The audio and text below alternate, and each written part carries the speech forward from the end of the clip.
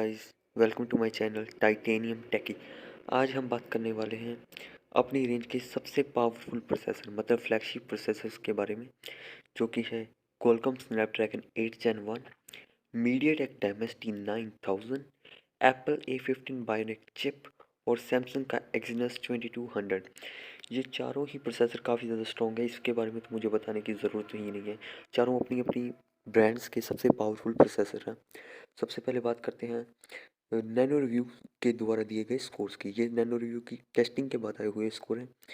तो ये nano review की वेबसाइट से मैंने डाटा उठाया, तो उनको पूरा पूरा क्रेडिट है इस डाटा के लिए, जो भी इन्फॉर्मेशन इस वीडियो में दिखाई जा रही है उसके लिए।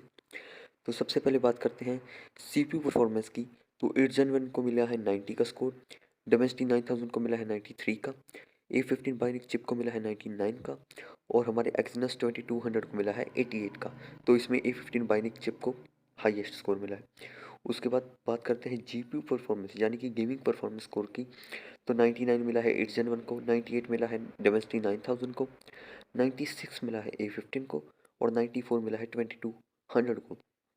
तो इसमें सबसे पावरफुल जो निकल के है वो है हमारा 8 Gen 1।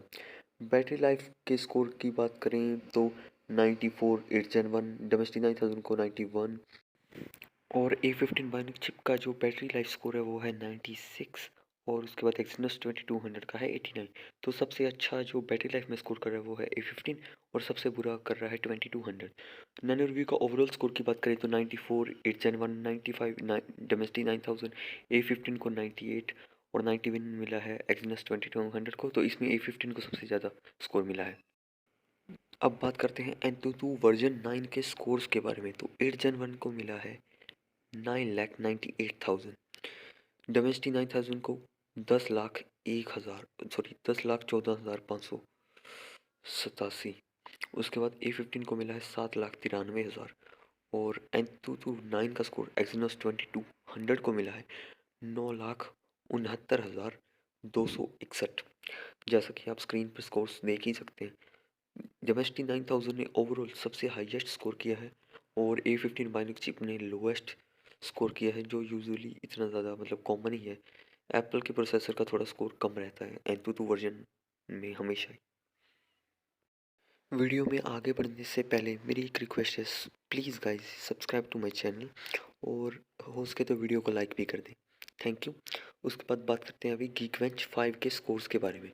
तो जो स्नैपड्रैगन 8 Gen 1 है उसको सिंगल कोर में मिला है 1227 का स्कोर और मल्टी कोर में मिला है 3803 का स्कोर। मीडियाटेक डोमेस्टी 9000 को सिंगल कोर में मिला है 1261 का स्कोर और मल्टी कोर में मिला है 4303 का स्कोर। उसके बाद एप्पल A15 की बात करें तो सिंगल कोर में मिला है 1725 का और मल्टी कोर में मिला है 4690 का स्कोर। उसके बाद Geekbench 5 के एक्सिनोस 2200 के स्कोर की बात करें तो सिंगल कोर में 1206 का स्कोर और मल्टी कोर में 3509 का। तो स्कोर में आप हिसाब लगा ही सकते हैं कि सबसे हाईएस्ट स्कोर एप्पल A15 को मिला है, मगर जो Geekbench है उसमें यूजुअली ही एप्पल के जो प्रोसेसर है उनको हमेशा ही हाई स्कोर मिलता है। जैसे एंतुतु में हमेशा एंड्रॉयड फ़ोन का स्कोर हाई रहता है, वैसे ही जो Geekbench है इसमें हमेशा ही Geekbench में एप्पल के प्रोसेसर का स्कोर हाई रहता है। तो उसके हिसाब से आप देख सकते हैं, बाकी स्कोर तो मैं बता ही चुका हूँ। एक्सिनस 2200 को यहाँ पे भी सबसे कम स्कोर मिला है और हाईएस्ट एप्पल को A15 को मिला है, ये मैं बता ही चुका हूँ आपको। अब बात करते हैं CPU के बारे में। CPU की बात करें तो जो स्नैपड्रैगन 8 Gen 1 है उसका जो आर्किटेक्चर है वो है ऑक्टा कोर प्रोसेसर का, मतलब ये उसमें 8 कोर आते हैं। पहला कोर है 3 गीगाहर्ट्ज़ का कोर्टेक्स X2 कोर। उसके बाद 3 कोर है 2.5 गीगाहर्ट्ज़ की परफॉर्मेंस कोर कोर्टेक्स A710। उसके बाद आता है 4 कोर एफिशिएंसी कोर 1.8 गीगाहर्ट्ज़ पे क्लॉक्ड कोर्टेक्स 510। उसके बाद ये ऑक्टा कोर है, मैं बता ही चुका हूँ। फ्रीक्वेंसी 3000 मेगाहर्ट्ज़ की ओवरऑल बनती है और प्रोसेस 4 नैनोमीटर की फैब्रिकेशन टेक्नोलॉजी पे बना है हमारा 8 Gen 1। मीडियाटेक डोमेस्टी 9000 भी 4 नैनोमीटर की फैब्रिकेशन टेक्नोलॉजी पे बेस्ड एक ऑक्टा कोर प्रोसेसर है, जिसमें पहला कोर है 3.05 गीगाहर्ट्ज़ पे क्लॉक्ड कोर्टेक्स X2। उसके बाद 3 कोर है 2.85 गीगाहर्ट्ज़ पे क्लॉक्ड कोर्टेक्स A710। उसके बाद 4 कोर है 1.8 गीगाहर्ट्ज़ पे क्लॉक्ड कोर्टेक्स A510। उसके बाद बारी आती है एप्पल A15 की। तो ये एक हेक्सा कोर मतलब 6 कोर वाला प्रोसेसर है। ये 5 नैनोमीटर की टेक्नोलॉजी पे बेस्ड है, जिसमें पहले 2 कोर हैं 3.223 गीगाहर्ट्ज़ पे क्लॉक्ड एवलांच कोर और बाकी के 4 एफिशिएंसी कोर हैं 1.82 गीगाहर्ट्ज़ पे क्लॉक्ड ब्लिज़ार्ड कोर्स। उसके बाद बात करते हैं एक्सनस 2200 की। तो एक्सनस 2200 एक 8 नैनोमीटर 4 नैनोमीटर फैब्रिकेशन टेक्नोलॉजी पे बेस्ड एक ऑक्टा कोर प्रोसेसर है, मतलब 8 कोर वाला प्रोसेसर, जिसमें पहला कोर 3 गीगाहर्ट्ज़ का कोर्टेक्स X2, 3 कोर परफॉर्मेंस वाले 2.5 गीगाहर्ट्ज़ पे क्लॉक्ड कोर्टेक्स A710 और 4 कोर 1.7 गीगाहर्ट्ज़ पे क्लॉक्ड कोर्टेक्स A510, जो कि एफिशिएंसी कोर्स है। तो कोर्स के हिसाब से सबसे स्ट्रॉन्गेस्ट प्रोसेसर तो डिमेंसिटी 9000 है और वीकेस्ट कहीं ना कहीं A15 लगता है। बाकी जो प्रैक्टिकल परफॉर्मेंस और स्कोर वगैरह से हम बता ही चुके हैं कि इतना ज़्यादा बड़ा फ़र्क किसी में भी नहीं है इन चारों में से, पर बस थोड़ा बहुत जो स्पीड का फ़र्क है।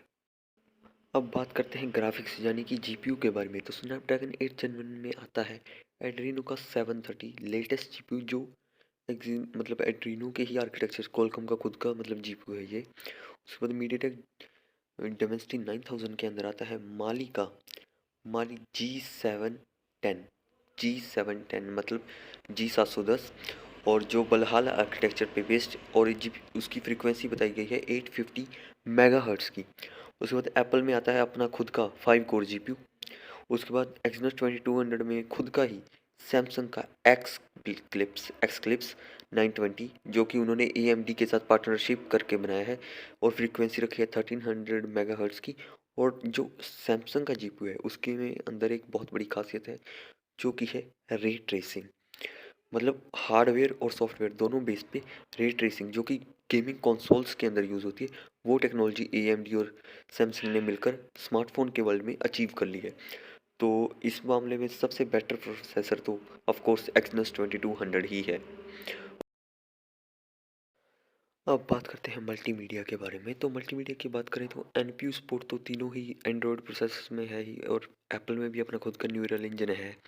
उसके बाद स्टोरेज टाइप की बात करें तो एप्पल को छोड़ के सब में UFS 3.1 है, एप्पल में NVMe स्टोरेज है। वीडियो कैप्चर और वीडियो प्लेबैक का जैसा कि आप देख सकते हैं, स्नैपड्रैगन 8 Gen 1 में है 8K eight 30 FPS video capture भी और वीडियो प्लेबैक भी, और 4K एट 120 FPS का कैप्चर और प्लेबैक भी सपोर्ट करता है 8 Gen 1। उसके बाद बात करें हमारे मीडियाटेक डिमेंसिटी 9000 की, तो वो भी सेम ही 8 Gen 1 जैसी ही सेटिंग सपोर्ट करता है।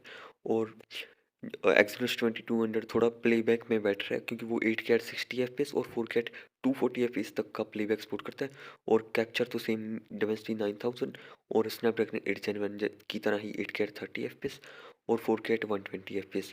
और एप्पल यहाँ पे सबसे बुरा परफॉर्म करता है, क्योंकि 4K एट 60 FPS का वीडियो कैप्चर और 4K एट वीडियो 60 FPS का ही वीडियो प्लेबैक भी सपोर्ट करता है। तो इस मामले में सबसे स्ट्रॉन्ग जो प्रोसेसर सामने आता है वो है हमारा एक्सनस 2200। सेकंड पे मीडियाटेक डिमेंसिटी 9000 और 8 Gen 1 दोनों ही एक साथ, और थर्ड और लास्ट आता है हमारा एप्पल का A15 बायोनिक चिप। बात करें कनेक्टिविटी की, तो चारों ही प्रोसेसर 5G प्रोसेसर्स हैं। और कनेक्टिंग स्पीड की बात करें तो एक्सनस 2200 और स्नैपड्रैगन 8 Gen 1 ऑलमोस्ट एक लेवल पे हैं। तो उनसे थोड़ा पीछे है हमारा मीडियाटेक डिमेंसिटी 9000, और लास्ट में थोड़ा 8 Gen 1 है, क्योंकि स्पीड्स थोड़ी जो 8 Gen 1 में और एक्सनस 2200 में है, वो डाउनलोड और अपलोड की स्पीड्स थोड़ी दोनों ही हाई हैं। बात करें मेमोरी और रैम सपोर्ट की, तो MediaTek Dimensity 9000 LPDDR5X RAM support करता है, जो कि और कोई फ़ोन सपोर्ट नहीं करता, मतलब हाईएस्ट और सबसे पावरफुल रैम तो मीडियाटेक डिमेंसिटी 9000 ही सपोर्ट करता है। स्नैपड्रैगन 8 Gen 1 और हमारा जो एक्सनस 2200 है, ये दोनों ही LPDDR5 रैम सपोर्ट करते हैं, और दोनों ही शायद 24 GB तक की मैक्सिमम रैम साइज सपोर्ट करते हैं।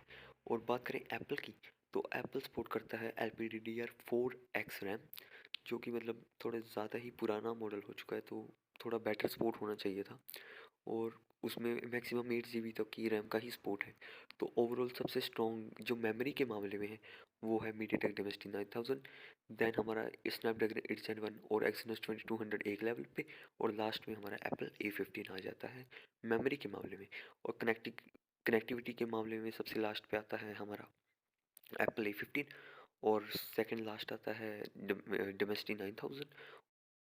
अब बात करते हैं कंक्लूजन की।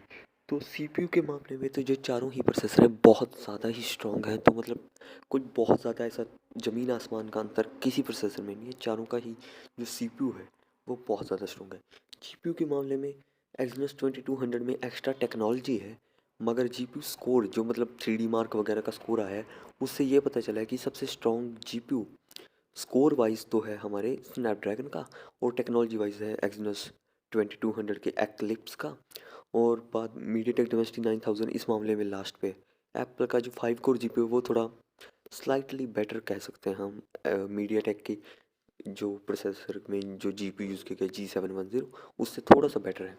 उसके बाद उसके बाद मेमोरी वगैरह और बाकी सब जितने भी एआई वगैरह के टास्क हैं उसमें एक्सिनस 2200 और स्नैपड्रैगन 8 Gen 1 मतलब काफ़ी क्लोज हैं, दोनों ही थोड़े बेटर हैं।